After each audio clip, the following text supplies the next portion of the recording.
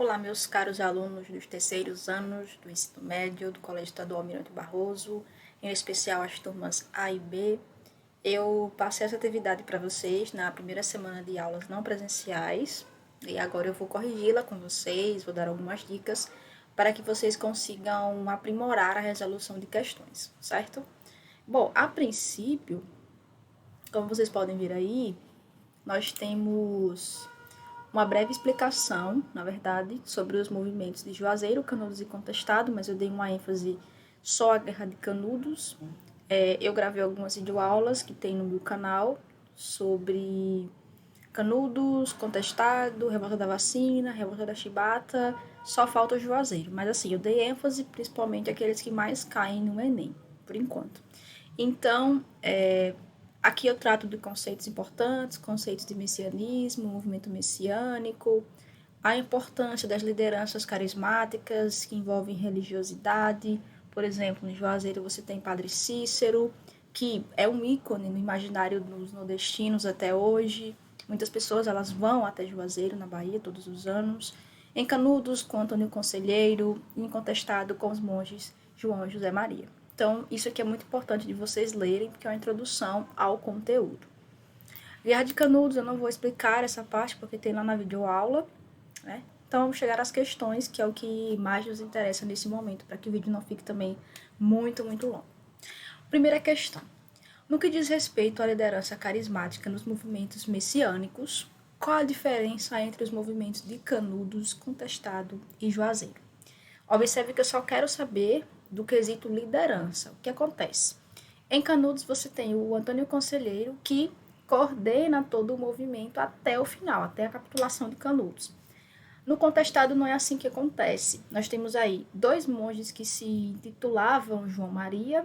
Um apareceu em meados do século XIX, o outro apareceu no final do século XIX, e em terceiro lugar você tem o José Maria, que sumiu no começo do século XX, antes do início da Guerra do Contestado. Então, quando o movimento começou, a Guerra do Contestado começou, não existia nenhuma liderança carismática desses monges presente no movimento, ao contrário do Antônio Conselheiro, que liderou todo o movimento durante a Guerra de Canudos.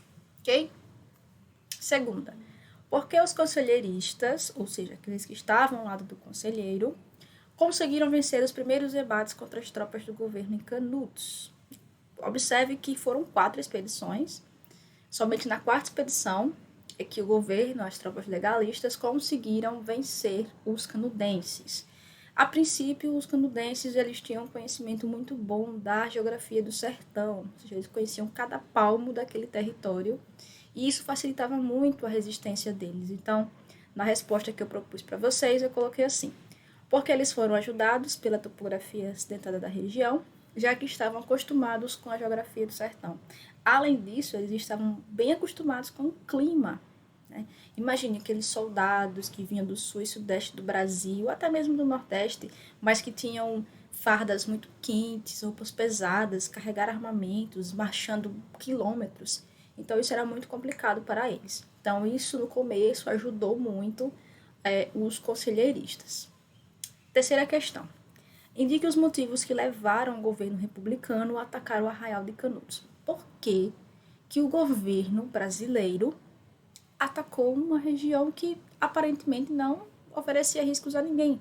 Era uma comunidade igualitária que recebia pessoas oprimidas, pessoas que sofriam com a miséria, as mazelas sociais, desigualdade socioeconômica, concentração de terras. Por que o governo brasileiro atacou e enviou 4 expedições para destruir Canudos? Eu elenquei alguns pontos que eu, como historiadora, considero importantes. 1. Uma desavença entre os moradores de Belo Monte e os comerciantes de Juazeiro. Na verdade, esse foi o estopim para começar o conflito. Então, o Antônio Conselheiro tinha encomendado madeira em Juazeiro, na Bahia, para completar a construção de uma igreja lá no Arraial. Dizem, né, que já havia sido paga a quantia acertada, no entanto, houve um desacordo aí com relação ao prazo, não foi entregue a madeira no prazo combinado. Então, toda a história começou a se desenrolar a partir daí. As autoridades começaram a enviar diligências e o conflito começou. 2.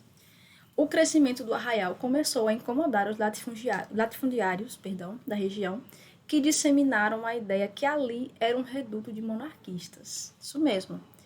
As autoridades locais, né, da Bahia e os latifundiários, que estavam perdendo muita mão de obra, inclusive, né, porque as pessoas elas acreditavam nesse ideal comunitário. Isso comovia o sertão. Então, milhares de pessoas já moravam em Canudos.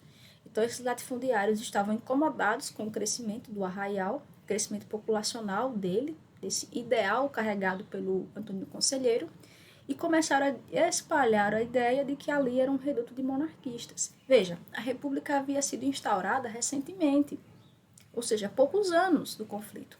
Então, as instituições republicanas ainda eram frágeis e o governo precisava consolidar essa república. Lembre que esse conflito aconteceu durante o governo de Prudente de Moraes, ou seja, era o terceiro governo republicano.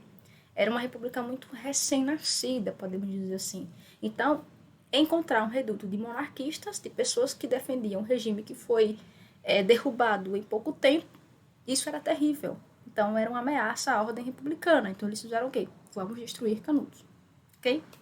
Terceiro, os seguidores de Antônio Conselheiro eram fruto do banditismo e fanatismo. Isso aí foi foi batido muito nessa tecla de que os acompanhantes, aqueles que seguiam Antônio Conselheiro, eram loucos, eram fanáticos.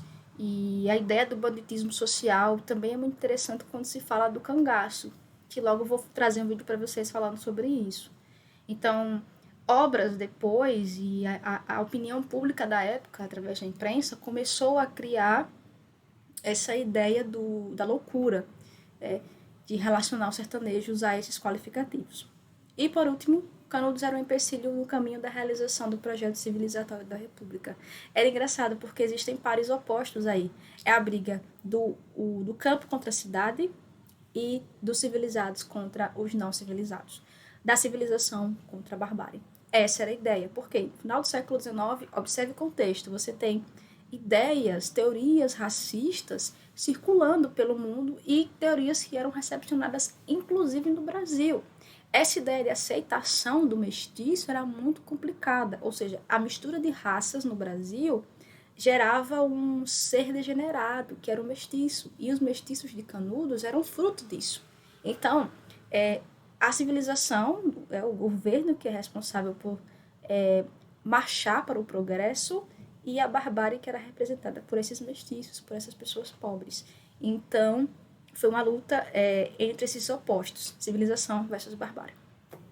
A quarta, eu deixei com vocês para pesquisarem, fazerem um pequeno resumo da obra, que é um clássico da literatura. Né?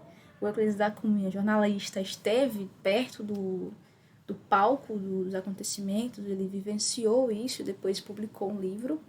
Os Sertões é uma descrição bem densa do sertão, do sertanejo, do clima, da região, né?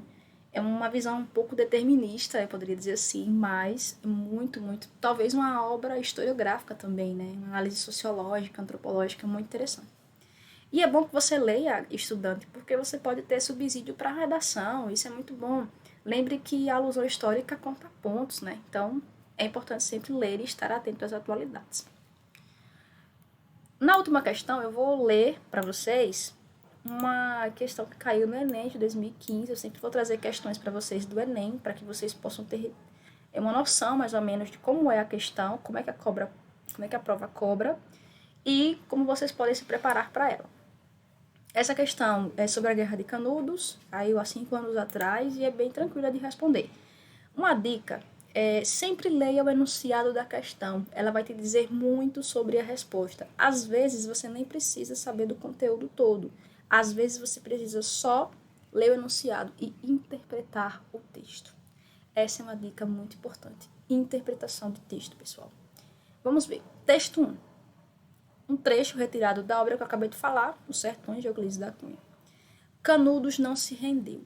É exemplo único em toda a história. Vá fazendo isso mesmo. Você vai grifando na sua prova partes que você acha que são importantes para depois ler as alternativas e tentar responder da melhor forma.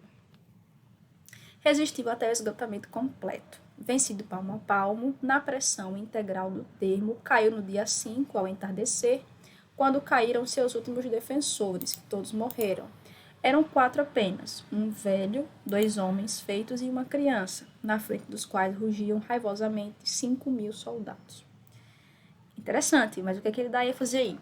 Que Canudos resistiu bravamente até o final. Eles não se renderam, mesmo com milhares de soldados na sua frente, batendo a sua porta. Então ele destaca que mesmo com a pobreza, com a opressão, com essas desigualdades que o sertanejo enfrentava, ele estava ali, resistindo duramente e bravamente por um ideal. Isso é importante. E o texto 2 já é de outro autor e diz: veja que são 2 livros produzidos no século XX ainda, né? Texto 2. Na trincheira, no centro do reduto, permaneciam 4 fanáticos sobreviventes do extermínio. Isso aqui já é importante, que eu acabei de falar. A ideia de relacionar os seguidores de Conselheiro a bandidos e fanáticos, loucos. Isso aí, sempre lembre dessa alusão. Era um velho, coxo por ferimento e usando o uniforme da guarda católica, um rapaz de 16 a 18 anos, um preto alto e magro e um caboclo. Caboclo, interessante, né? Ao serem intimados para deporem as armas, investiram com enorme fúria. Assim estava terminada de maneira tão trágica a sanguinosa guerra que o banditismo e o fanatismo traziam acesa por alguns longos meses, naquele recanto do território nacional. Veja, fanáticos, banditismo, fanatismo, isso tudo remete àquilo que eu acabei de explicar a vocês. São 2 interpretações distintas nesses 2 textos. Então fica fácil de responder, né, pessoal? Então ele diz assim: os relatos do último ato da Guerra de Canudos fazem uso de representações que se perpetuariam na memória construída sobre o conflito. Nesse sentido, cada autor caracterizou a atitude dos sertanejos, respectivamente, como fruto da. O primeiro texto, são as palavras que vêm primeiro, né? Então ele faz aí uma análise na sequência, e aqui o segundo, podemos dizer assim, adjetivo, que remete ao segundo texto. Letra A, manipulação e incompetência. Não fazem muito sentido, né? Então, nada a ver. Ignorância e solidariedade? Não. Talvez no segundo, ignorância coubesse na interpretação desse autor, mas no primeiro, não. Hesitação e obstinação? Não. Obstinação seria mais para o primeiro texto, já que ele fala que eles resistiram bravamente. Esperança e valentia? Valentia até seria, mas para o primeiro texto. Esperança, nenhum dos dois dá a entender que esse sentimento estava presente aí nessas linhas. Bravura no primeiro texto e loucura no segundo. E agora? Sim, essa é a alternativa mais coerente com os 2 textos. Primeiro, que ele ressalta a bravura dos canudenses, e segundo, a ideia de loucura, de fanatismo. Isso é muito importante nas questões, certo, pessoal? Então é isso, espero que vocês tenham entendido. Qualquer dúvida, entre em contato comigo pelas redes sociais ou pelo grupo no WhatsApp, certo?